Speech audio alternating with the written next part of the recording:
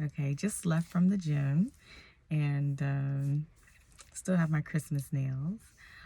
I wanted to share this message with you as hope you're having a good morning. And if not, I hope that your morning or your day becomes better. If you have a moment in time where it is not okay, and know that that does not have to be your full day, or even if you had a bad day, that it's okay, that um, there's a new day, okay? And there's always something to be grateful about. And even if you just had a sucky day, that even that day is okay. I wanted to talk today about my story, about I recognize that um, when God had spoke to me and called me and told me who I was and revealed some things to me, that on the journey it was hard to unlearn a lot of things that I had to that I chose to unlearn. And there were times when I kind of really wanted to give up, like, and choose something that I thought was the better route or that I thought was better. But I recognize oftentimes on the journey, God will flicker lights and will show me that what I am, because of that I am choosing to listen to God, to listen to that voice of truth, because I am choosing to still listen to that, that there are golden moments along the way that shows me that it's that I'm on the right path, and not only that I'm on the right path, but that it's bigger than me. A very close relative of mine who was near and dear to my heart had shared with me about how I had helped her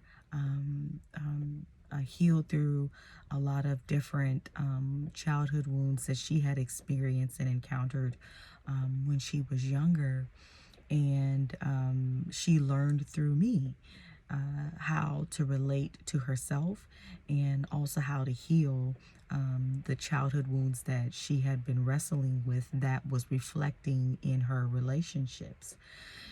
She found herself pushing good relationships away because of the fear of abandonment. And she had shared that she had learned how to heal from that wound by watching me.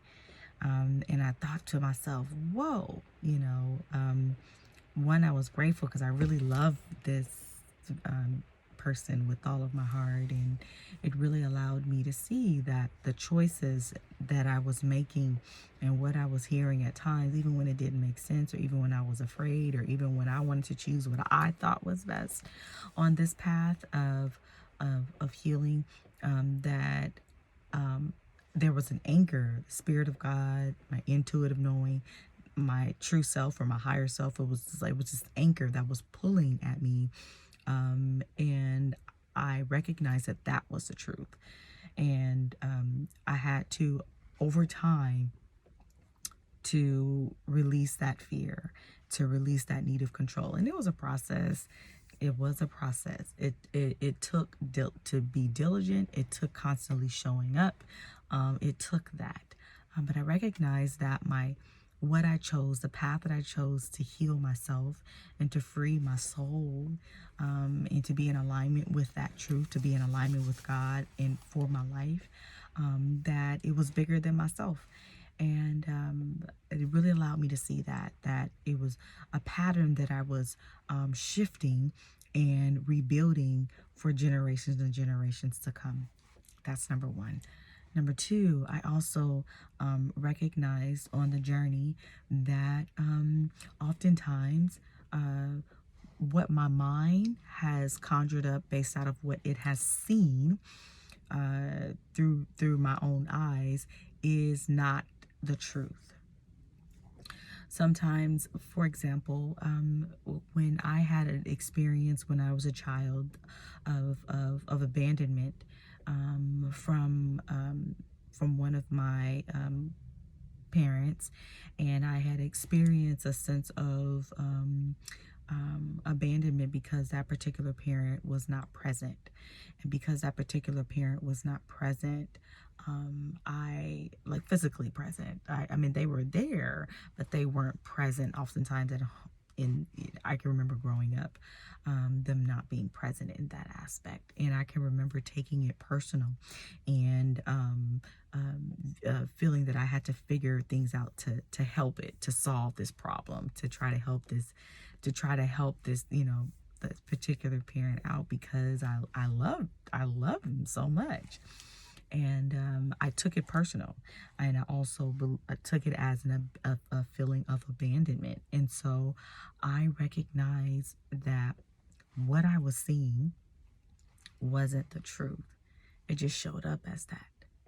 And now, when I had awakened, a lot of the wounds and misperceptions of what I have seen and what my mind has conjured up um, isn't always the truth. And sometimes we are maybe offended based out of that. We are hurt based out of that.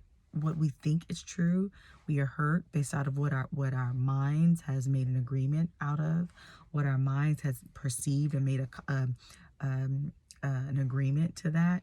And this is how we shift the paradigm. This is how we heal the self, is by listening to that light within us, that intuitive voice, that intuitive knowing. And oftentimes that can be drowned out by our fear because of our survival mode and being plugged into that. So over time, being diligent, meditating, praying, doing energy work. Energy is everything. Doing that, journaling, taking an introspective look, going for a walk, going on that journey to really unheal and unpack a lot of that stuff is very, very helpful. And I have found that, in short, it is your intuition. It is that is your guiding compass. It is that is your guiding, that is your truth.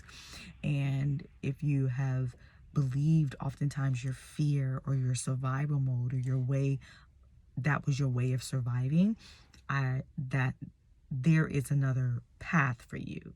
There is a brighter and clearer path that will allow you to heal those wounds within the self and allow you to have more compassion toward you, and allow you to have more compassion toward other people. And then it shifts things. The things in your life begin to heal, right? Your health, your wealth, your relationships, because everything starts with you. So I hope that helps. That's all I got.